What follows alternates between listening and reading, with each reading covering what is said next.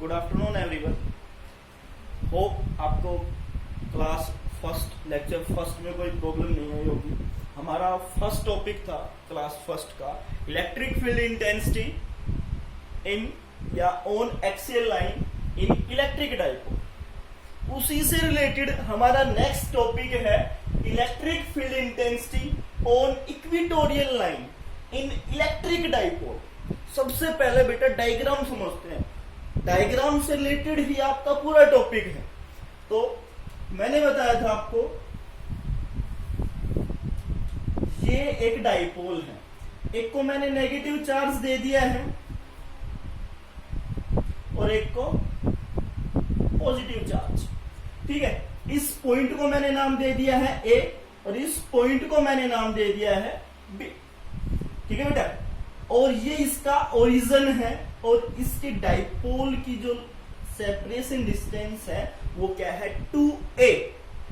और a से o के बीच की जो डिस्टेंस है ओरिजिन से उस माइनस क्यू चार्ज के बीच की डिस्टेंस a है और ये क्या है आपके पास o से b, ये भी क्या है a।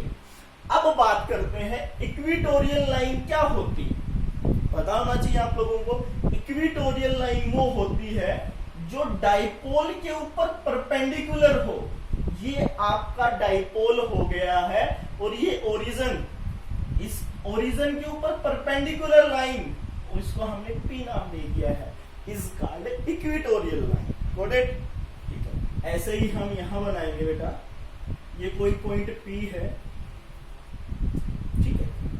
इस पॉइंट को मैंने नाम दे दिया है P और इस P को लिख देता हूं मैं टेस्ट चार्ज। इस P को नाम लिख देता हूं टेस्ट चार्ज। टेस्ट चार्ज की वैल्यू नियर अबाउट +1 होती है बेटा। ठीक है, और इस O से P की वैल्यू R। ठीक है, O से P की वैल्यू R और मैं मीट कर देता हूं किस किस को, P से A को और P से B। अब देखो ये एक टाइप से AOP और BOP एक राइट एंगल ट्रायंगल है, सपोज कर लिया। और जो ये लाइनें बनी है हमारी A से P, ये कुछ इंक्लाइंड एंगल है थीटा, ये भी इंक्लाइंड एंगल है थीटा। ये एक टाइप से जो AOP है वो राइट एंगल ट्रायंगल बन रही है बेटा। देखो ऐसे ये AOP, ये है A, ये है I। Using Pythagoras theorem, using Pythagoras theorem. Pythagoras theorem क्या था कि परपेंडिकुलर का स्क्वायर प्लस ऑफ बेस का स्क्वायर इक्वल टू हाइपोटेन्यूज का स्क्वायर। तो कैसे निकालेंगे बेटा? AP का स्क्वायर बराबर है AO का स्क्वायर प्लस ऑफ P या OP का स्क्वायर। AO क्या है? A स्क्वायर, PO क्या है? R square. Got it? Equal to AP square. AP निकालनी है हमें और इस AP का स्क्वायर मैं सामने वाले टर्म के ऊपर अंडर कर देता हूं। तो AP की वैल्यू क्या है बेटा? Root A square plus R। ठीक है, और सेम वो ही BP के लिए है, वो ही A है और वो ही वैल्यू R है, वो ही पाइथागोरस थ्योरम है। तो इसको मैं कैसे लिख देता हूं? ये B है, ये O है और ये P है।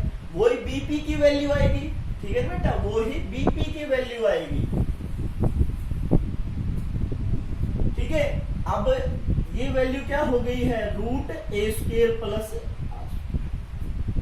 अब जैसे कल हमने किया था कि टेस्ट चार्ज की मदद से इस माइनस क्यू के लिए इलेक्ट्रिक फील्ड कितना होगा, इस प्लस क्यू के लिए इलेक्ट्रिक फील्ड कितना होगा। अब मैंने बताया था कि electric field line starts from positive and from negative, या फिर आप ये भी कह सकते हो बेटा starting from more positive charge और ending from less negative, less positive charge. ठीक है, अब ये टेस्ट चार्ज पॉजिटिव से नेगेटिव की तरफ जाएगा। ठीक है ना, तो पॉजिटिव से नेगेटिव की तरफ मींस इसका जो इलेक्ट्रिक फील्ड है, इसका जो इलेक्ट्रिक फील्ड है इसकी डायरेक्शन किस तरफ हो गई बेटा?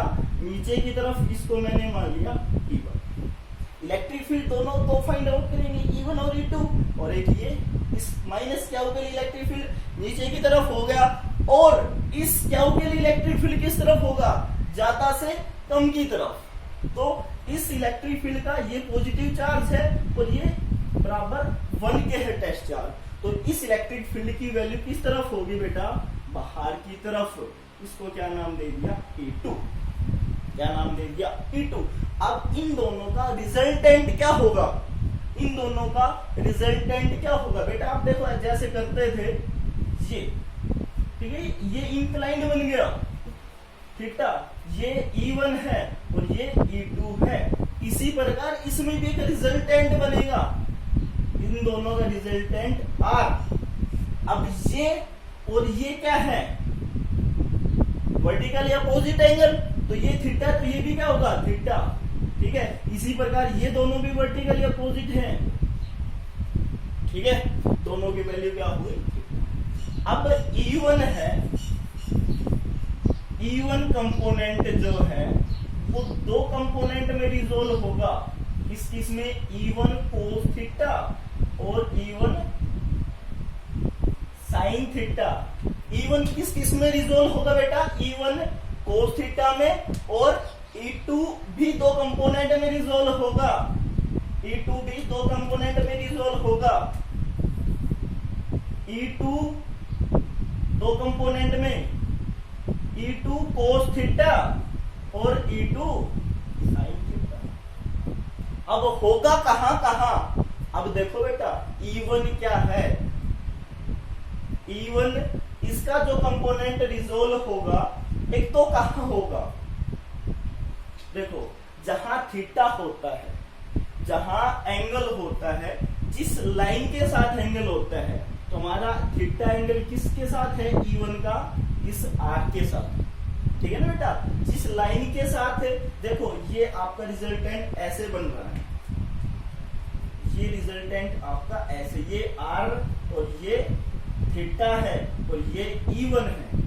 अब जहां थीटा होगा, E1 की बात कर रहा हूं पहले मैं, जहां थीटा होगा वहां होगा E1 कोस थीटा, ठीक है, और उसके बिल्कुल परपेंडिकुलर क्या होगा, बिल्कुल परपेंडिकुलर E1 साइन थीटा, ठीक है ना बेटा। जहां रिजल्टेंट के साथ R था और जहां थीटा एंगल बनता है उसके साथ कोस थीटा, E1 क्यों लगाया, क्योंकि E1 का फाइंड आउट कि E1 दो कंपोनेंट में रिजोल्व हुआ है, और दूसरा E1 साइन थीटा। तो यहां क्या लिख देंगे, E1 cos theta, E2 sine theta, sorry E1 sine theta, ठीक है। तो क्या क्या बना, E1 कोस थीटा और E1 साइन थीटा, और E2 भी दो कंपोनेंट में रिजोल्व होगा, ठीक है बेटा, E2 भी दो कंपोनेंट में रिजोल्व होगा। देखो E2 कहां है, यहां, और ये थीटा किसके साथ बना रहा है, रिजल्टेंट कंपोनेंट के साथ। जहां E1 एंगल है वहीं E2 कोस थीटा बनेगा, जहां E1 था वहीं E2 कोस थीटा, और इसका देखो बेटा ये है आपका E2 और ये है R, बिल्कुल ध्यान से देखना, ये E2 और ये रिजल्टेंट R, जहां E1 था वहीं क्या बनेगा, E2 कोस थीटा, और मैंने बताया था इसके बिल्कुल परपेंडिकुलर E2 साइन थीटा, इसके परपेंडिकुलर E2 साइन थीटा। ये देखो बेटा क्या बन गया, मैं इस टेस्ट चार्ज को भी रिमूव कर देता हूं। देखो ये क्या बन गया, E2 साइन थीटा, ठीक है ना बेटा। अब ये देखो नीचे की तरफ, देखो एक चीज देखो ध्यान से बिल्कुल, ये E2 साइन थीटा है और ये E1 साइन थीटा है। न्यूटन्स थर्ड लॉ, दोनों एक दूसरे के क्या हो गए हैं, अपोजिट हो गए हैं। तो दोनों एक दूसरे के अपोजिट हो गए, तो दोनों की वैल्यू क्या होगी, E2 साइन थीटा बराबर है E1 साइन थीटा। अपोजिट हो गए हैं, वैल्यू दोनों की क्या होगी, अपोजिट हो गई है, लेकिन एक दूसरे को हम नेगेटिव के साथ लिख सकते हैं। अब E2 sine theta plus E1 sine theta equal to क्या हो जाएगा, 0। इट मींस ये दोनों क्या हो जाएंगे, कैंसिल हो जाएंगे। ठीक है बेटा, E2 sin theta E1 sin theta equal to 0।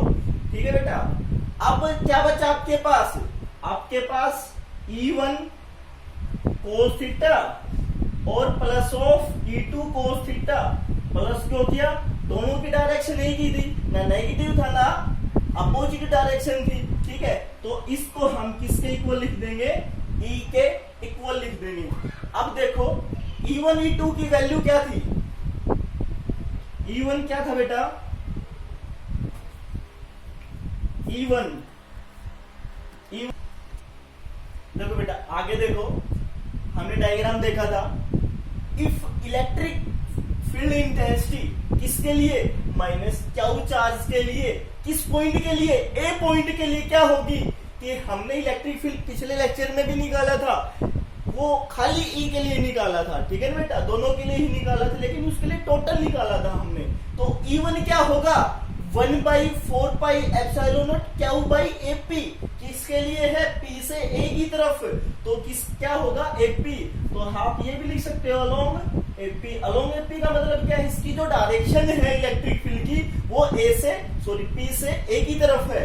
क्या लिखोगे आप, अलोंग पी ए। ठीक है बेटा, अलोंग पी ए।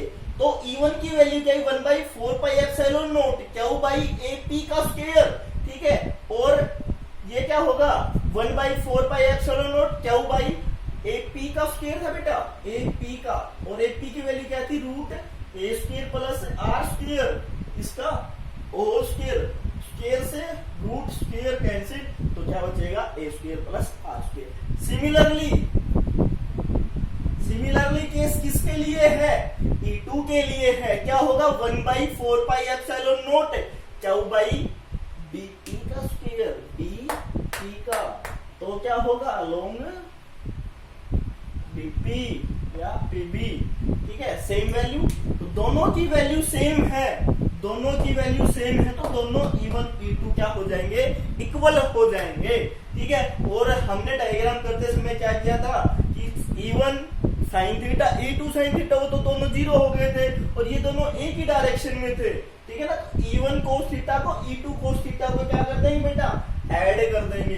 ठीक है ना, E1 cos थीटा को और E2 cos थीटा को क्या कर देंगे, ऐड कर देंगे, तो क्या बनेगा, 2E1 cos theta, E1 E2 बराबर हो ही गए थे, E1 की वैल्यू रख दो जी, E2 की वैल्यू रख दो, तो नेट इलेक्ट्रिक फील्ड क्या बनेगा बेटा, नेट इलेक्ट्रिक फील्ड क्या बनेगा, E इक्वल टू 2 इंटू में 1/4 pi epsilon naught Q by R square plus A square. अब हमें वैल्यू किसकी निकालनी है, कोस थीटा की वैल्यू निकालनी है बेटा। तो कोस थीटा की वैल्यू निकालने के लिए हम उस डायग्राम में से हमने एक वैल्यू उठा ली है, क्या, AOP। बता, आप अपनी नोटबुक में डायग्राम देखो एक बार, आप अपनी नोटबुक में डायग्राम देखो, तो O से A क्या था, A था, O से P क्या था, R था, और AP हमने निकाली थी, बताया था आप लोगों को, root A square plus R square. अब देखो एंगल क्या था, थीटा। ठीक है ना, अब आपको पता है, मैथमेटिक्स पढ़ा होगा 10th क्लास का, एंगल के सामने परपेंडिकुलर। ठीक है, और जहां एंगल जिस पॉइंट पे बना है वो बेस, और सबसे बड़ी जो बचगी वो हाइपोटेन्यूज। अब आपको कोस थीटा पता होगा, फॉर्मूला पढ़ा है बेटा, पंडित बद्री प्रसाद हर हर बोले, first sine theta, second cos theta, B upon H, B क्या है, बेस ए, और एच क्या है, रूट ए स्क्वायर।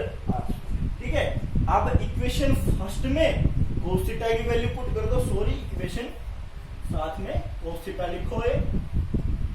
ठीक है, इक्वेशन फर्स्ट में वैल्यू पुट करने के बाद क्या रिजल्टेंट बनेगा, 2 इंटू में 1/4 पाई एप्सिलॉन नॉट, और इंटू में Q upon A square plus R square.